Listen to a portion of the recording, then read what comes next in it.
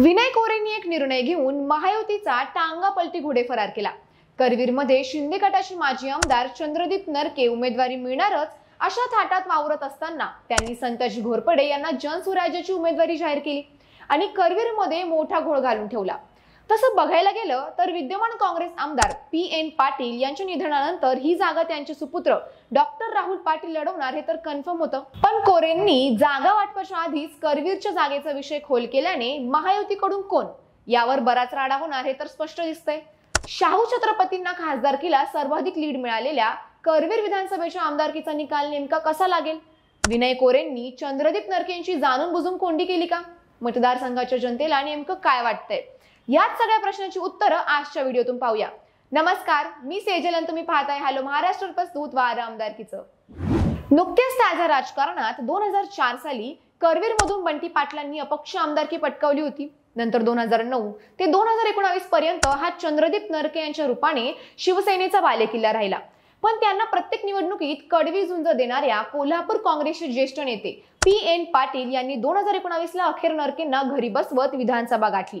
काँग्रेसचे जिल्हाध्यक्ष पद विलासरावांशी असणारे जिव्हाळ्याचे संबंध, गोकुळवरचा प्रभाव ते काँग्रेस एकनिष्ठ अशी ओळख या सगळ्यांमुळे जिल्ह्याच्या राजकारणात त्यांच्या नावाला तशी किंमत होती।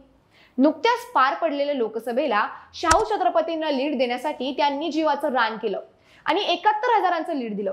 यावरून त्यांच्या मतदारसंघातील प्रभाव आपल्या लक्षात येऊ शकतं।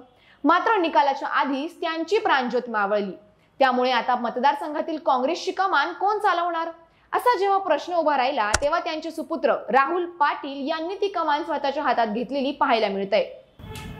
झंझावाताप्रमाणे सुरू असणारे त्यांचे संपर्क दौरे पाहता आणि नैसर्गिकरित्या ही जागा काँग्रेसचीच असल्याने इमोशनल फॅक्टर लक्षात घेऊन राहुल पाटील यांच्या नावावर शिक्कामोर्तब होणार हे तर स्पष्ट दिसतंय।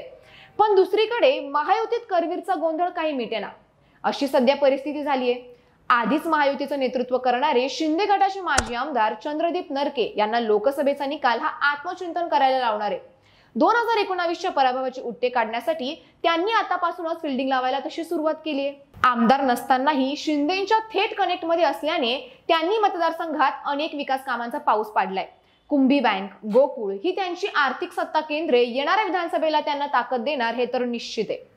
त्यामुळे लोकसभेचा निकाल कसाही लागला तरी तो रिव्हर्स मध्ये फिरवता येऊ शकतो असा आत्मविश्वास असणाऱ्या नरकेंना मोठा धक्का दिला तो कोरे यांनी।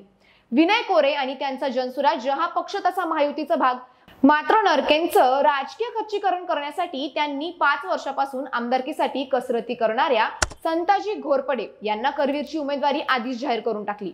त्यामुळे राजकारण अगदी तोंडावर आलेलं असताना कोरेंनी टाकलेल्या गुगलीमुळे नरकेंना नरक यातना सहन करावे लागणार आहे असं चित्र सध्या तरी दिसतंय। घोरपडे यांनी कोरोना महामारी काळात कोविड सेंटरच्या माध्यमातून मतदारसंघातील अनेक रुग्णांवर मोफत उपचार केले।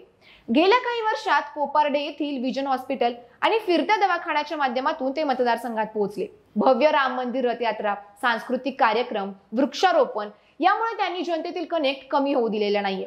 कोरे यांचा पन्हाळा तालुक्यात प्रभाव आहे। या तालुक्यातील 68 गावे करवीरमध्ये त्याचा फायदा घोरपडे यांना होणारच आहे। त्यातही घोरपडे यांचे फडणवीस आणि सार्वजनिक बांधकाम मंत्री रवींद्र चव्हाण यांच्याशी असणारे घनिष्ठ संबंध पाहता नरकेंचं आणि पर्यायाच्या शिंदे गटाचं कोल्हापूर जिल्ह्यातील पंख छाटण्याचा कार्यक्रम घोरपडेंच्या जनसुराज्याच्या आडून भाजप तर करत नाहीये ना अशी शंकाही आता मतदारसंघात विचारली जाऊ लागलीय। करवीर विधानसभेत अनेक लहान मोठे गट निकालावर प्रभाव पाडत असतात। त्यामध्ये विनय कोरे गट, बंटी पाटील गट, महाडिक गट, नरके गट, शिंदे गट हे सगळे कुठल्या बाजूला झुकणार यावरही करवीरचा निकाल अवलंबून असणार आहे। पण सध्या तरी लोकसभेतील करवीरचं काँग्रेसच्या बाजूने झुकलेले लीड पाहता एकाच एक निवडणूक झाली तर इथे संघर्ष अटीतटीचा असू शकतो।